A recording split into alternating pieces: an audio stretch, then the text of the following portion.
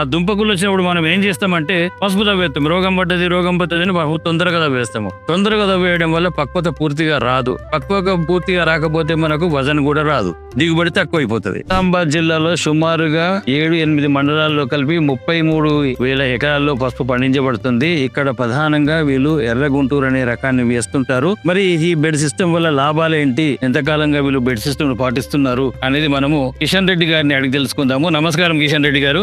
నమస్కారం సార్. మీరు bed system వేస్తున్నారని తెలిసింది. మీరు ఎకరాన ఎన్ని క్వింటాల్ల పసుపు విత్తనం వాడతారు? సార్ ఇంతకు ముందు ఎక్కువ వాడుతుండే, 8 నుంచి 10 క్వింటల్ వాకి ఏమైందంటే 5 నుంచి 6 క్వింటల్ 6 నుంచి 7కి వచ్చినారు. అంటే సుమారుగా మీరు 6 క్వింటాల పసుపు విత్తనం మిగిలిస్తున్నారు. ఇది ఎండిన తర్వాత మనకు 2 క్వింటాల్ అయితే 13,000కు ఒక క్వింటాల్ చొప్పున అయితే 26,000 మిగిలిస్తున్నారు. చాలా సంతోషం. ఇంతకు ముందు నాగడ్సాల వెనకాల విత్తనం వేసేది, ఇప్పుడు బెడ్ సిస్టమ్ వేస్తా ఉన్నారు. ఈ బెడ్ చేయడం వల్ల మీకు ఒక యంత్రం ఉంది, బెడ్ యంత్రము. ఇది హైట్ ఎంత వస్తా ఉంది? బెడ్ ది ఫీట్ ఎత్తు వస్తుంది. 1 ఫీట్ అంటే 12 ఇంచులు ఎత్తు వస్తా ఉంది. ఈ బెడ్ మీద మీరు ఆ గీతలు చేసేది ఒక పరికరం తయారు చేస్తారు. అంటే సుమారుగా అది ఒక 3-4 ఇంచులు లోపలికి పోతా ఉంది. దాంట్లో విత్తనం వేస్తున్నా. సో మరి మీకు లేబర్ ఎక్కువ అవుతుంది. అది ఎక్కువ అవుతుంది సార్. ఒక 4 మంది ఎక్కువ పడతారు. ఒక 1,000-1,200 రూపాయలు ఎక్కువ ఖర్చు అవుతాయి. దీని వల్ల అడ్వాంటేజెస్ అంటే మన లాభం ఏంటి? బెడ్ సిస్టమ్ వేస్తే వర్షాలు ఎక్కువ పడినప్పుడు నీరు ఉత్తకుండా పడ్డా కొద్ది నీళ్ళు బయటకు వెళ్ళిపోయి దానికి ఏమి పడకుండా బొమ్మ దుబ్బకులు వస్తుంది.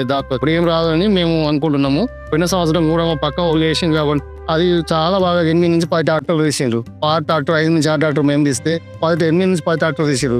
దానివల్ల మేము అందుకే ఇప్పుడు దాన్ని ఎంచుకున్నాము.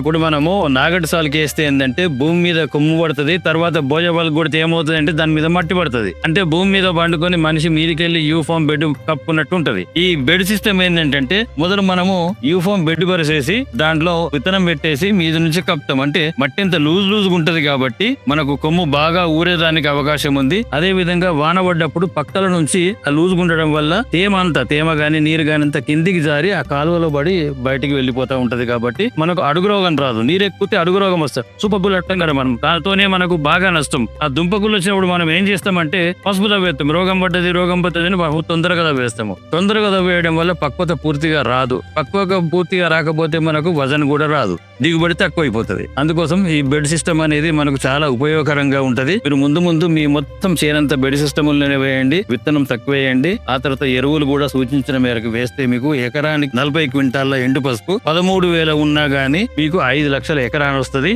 మీరు ఎకరానికి 2 లారీల పశువుల ఎరువు వేస్తారు. ఒక్కొక్కటి 35,000 అంటే 70,000 పశువుల ఎరువు వేస్తారు. మిగతా ఖర్చు అంతా కలుపుకుంటే మనకు ఎకరానికి 2 లక్షల ఖర్చు వస్తా ఉన్నది. మరి సంవత్సరం పొడుగున కష్టపడి పండిస్తే మనకు కనీసం 5 లక్షలనే రావాలా? పైసా పెడితే 2 పైసలు లాభం వచ్చినప్పుడే వ్యవసాయం ముందుకు పోతుంది. కాబట్టి మీరు బెడ్ సిస్టమ్ అలవాటు చేసుకోండి. కిషన్ రెడ్డి గారు చాలా థ్యాంక్స్. అమ్మ చాలా థ్యాంక్స్, ధన్యవాదాలు. మళ్ళీ కలుస్తాను. మీకు మరిన్ని మంచి వీడియోలతో మీ ముందుకు వస్తాను. నేను మీ డాక్టర్ కిషన్ రెడ్డి.